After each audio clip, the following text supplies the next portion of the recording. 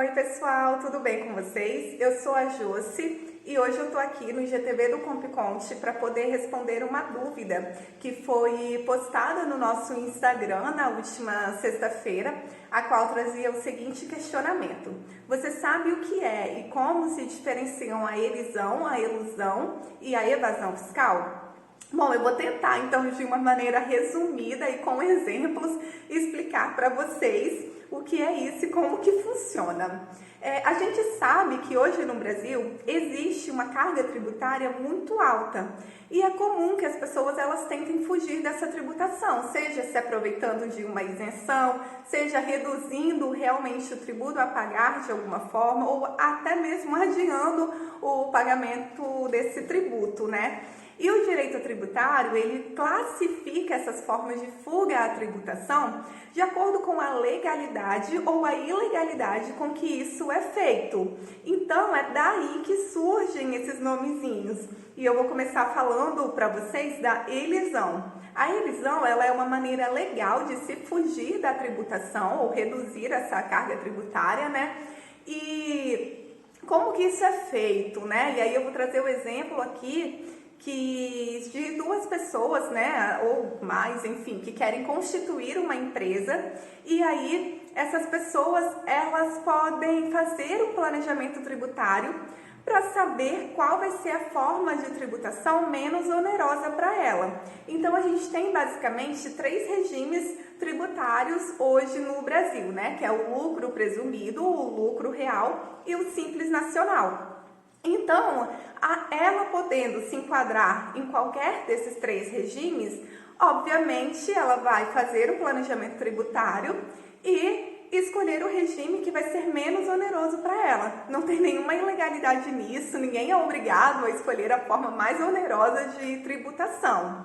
Então, isso é elisão, certo? Outro exemplo também muito comum é na declaração de imposto de renda. Quando a gente vai realizar lá a nossa declaração de imposto de renda, tem duas formas de fazer isso. Você pode optar pela declaração detalhada ou pela declaração simplificada. Qual que é a diferença entre as duas? Na declaração detalhada, você vai informar todas as suas deduções lá, suas despesas, né, que são dedutíveis. Então, por exemplo, se você teve despesas médicas, com educação, com dependentes, previdências, enfim, você vai informar lá e aí você vai poder abater essas despesas da sua base de cálculo. Na forma simplificada, você simplesmente não precisa comprovar nenhuma despesa e você tem direito a um desconto padrão ali de 20% da sua base de cálculo. Então, se você perceber que na forma simplificada vai ser melhor, porque você vai pagar menos tributo, não tem nenhuma ilegalidade em você escolher essa forma para realizar a sua declaração de imposto de renda. Isso também é uma elisão fiscal, está dentro da legalidade, né? Uma forma de pagar menos tributo dentro da legalidade.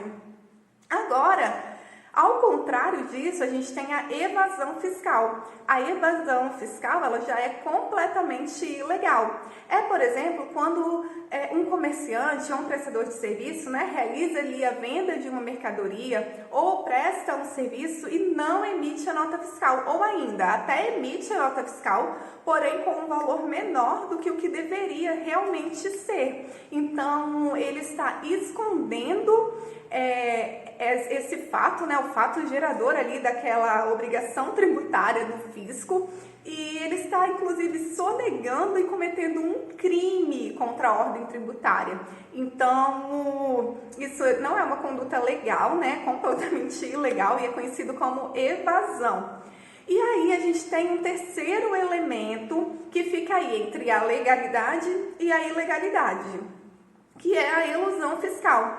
A elusão fiscal é uma forma de você tentar enganar o fisco. Você se usa de artifícios legais para poder enganar o fisco e fugir daquela tributação. E aí eu vou trazer um exemplo que é até citado pela doutrina do direito tributário, que é no caso quando duas pessoas, né, uma pessoa que tem um imóvel e a outra pessoa que tem o dinheiro para comprar aquele imóvel, eles decidem, né, vender esse imóvel, realizar essa operação.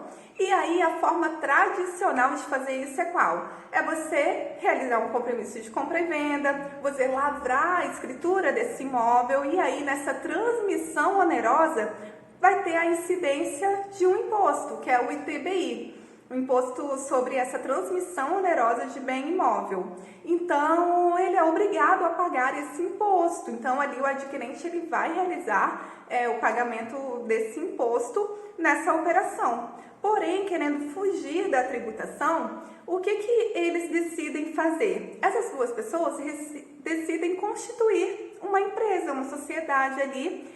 E aí, quando você constitui uma sociedade, você tem que integralizar um capital social. É o dinheiro que você coloca ali naquela empresa, para aquela empresa começar a funcionar, né? E aí, o que eles fazem, né? A pessoa que tem o imóvel, ela integraliza o imóvel. A pessoa que tem o dinheiro, integraliza a parte dela em dinheiro. Não há nenhuma ilegalidade em abrir uma empresa, não há nenhuma ilegalidade em integralizar o capital social com o imóvel, enfim, não há nada de ilegal nisso.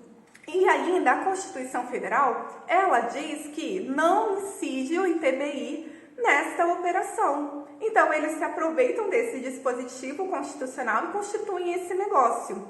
Passa um tempo, o que eles fazem? Eles extinguem esse negócio e aí a pessoa que entrou com o dinheiro sai com o imóvel e a pessoa que entrou com o imóvel sai com o dinheiro.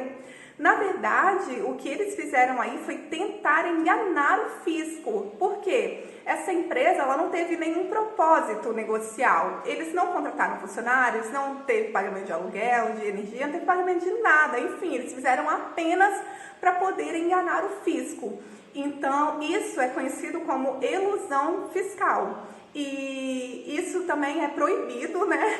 Inclusive, o nosso Código Tributário Nacional, ele traz que o fisco ele pode desconsiderar esse negócio. Inclusive, várias legislações municipais, ele já incluem, né, nos seus códigos tributários aí municipais, essa previsão de que quando a pessoa diferente daquela que colocou o imóvel na empresa, retira esse imóvel, há incidência do ITBI. Então, já existem várias maneiras de tentar barrar, né, essa elusão fiscal.